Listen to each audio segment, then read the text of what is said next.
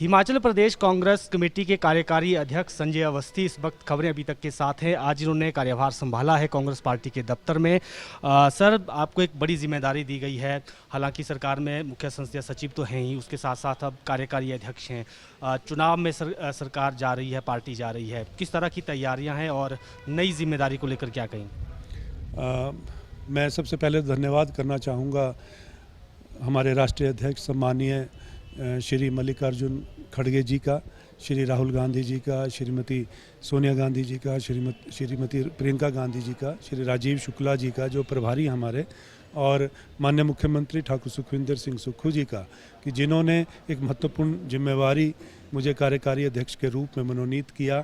इसके लिए मैं दिल की गहराइयों से उनका आभार प्रकट करता हूँ, धन्यवाद करता हूँ और उम्मीद जताता हूँ कि जो उनकी आशाएं हैं, उम्मीदें हैं, उससे भी बढ़ चढ़ कर कार्य करने का प्रयास करूंगा।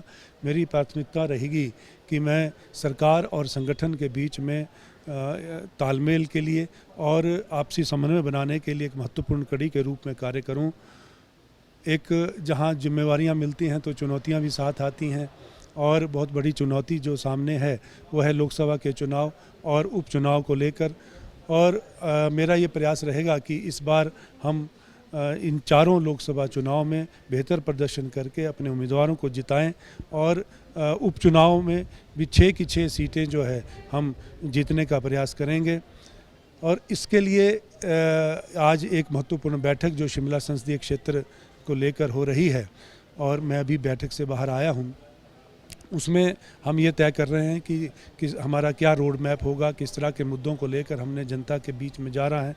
15 महीने का जो प्रदेश सरकार का कार्यकाल रहा है, एक महत्वपूर्ण योजनाएं, जनहित की योजनाएं उसमें लागू की गई, बहुत बड़े फैसले हुए हैं, और माननीय मुख्यमंत्री ठाकुर सुखविंदर सिंह सुक्खू जी ने बहुत बड़े बड़े फैसले लिए हैं। और जिस तरह का घटनाक्रम अभी विधानसभा सत्र के दौरान हुआ, विपक्षी नेताओं द्वारा जिस तरह से लोकतंत्र का पेपरहार किया गया, इन सब बातों को लेकर हम जनता के बीच में जाएंगे।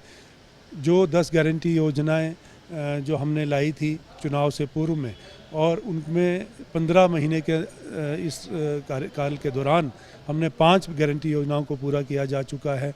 जो विपक्ष के नेता बड़े ज़ोर शोर से आवाज़ उठाते थे कि 1500 रुपये की सम्मान निधि के रूप में जो महिलाओं को राशि देनी थी वो कम मिलेगी, जब हमने 24 फरवरी को माननीय मुख्यमंत्री ठाकुर सुखविंदर सिंह सुक्खू जी ने लाहौल स्पीति से देनी शुरू करी और उसको जिला वार जो है उसको विस्तार करने की प्रक्रिया शुरू कर दी गई थी, तो उस समय यही वो नेता जो विपक्ष के नेता सहित जो भारतीय जनता पार्टी के जो वरिष्ठ नेता चीफ इलेक्शन कमिश्नर के पास जाकर इस कार्य को उन्होंने रुकवाया। इन सब बातों को लेकर हम जनता के बीच में जाएंगे।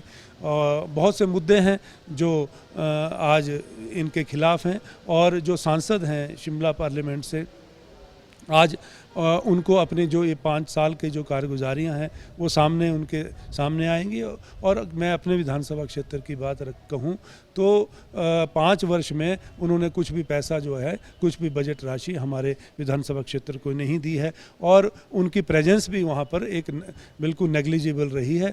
आज 5 साल बाद जब चुनाव की घोषणा हो गई है तो आज वो घूमना शुरू कर रहे हैं। इन सब बातों को लेकर हम जनता के बीच में जाएंगे। सर, टिकट कब तक फाइनल होंगे? और अगर शिमला संसदीय क्षेत्र की बात करें, क्योंकि आप भी यहीं से ताल्लुक़ रखते हैं, चर्चाएं ये हैं कि बीजेपी से भी कोई लीडर्स कांग्रेस ज्वाइन कर सकते हैं, उसमें कितनी सच्चाई है?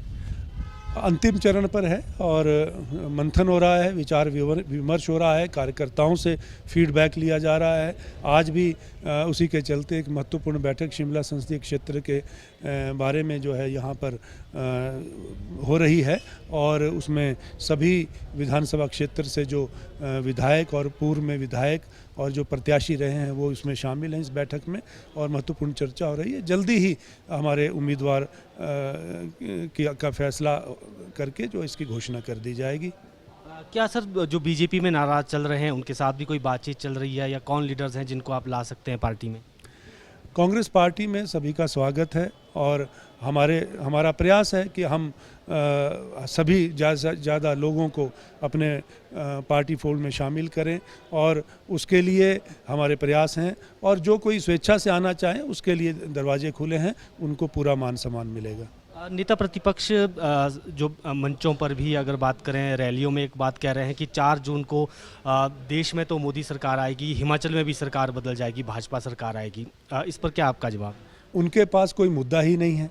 उनका जो ये असफल प्रयास जो विधानसभा के सत्र के दौरान जो उन्होंने कोशिश करी थी सत्ता बदलने की, सत्ता पलटने की, सरकार को गिराने का असफल प्रयास जो उनके द्वारा किया गया, इस बात का जवाब जो है उनको इन लोकसभा चुनाव में और जो विधानसभा के उपचुनाव होने उसमें मिल जाएगा।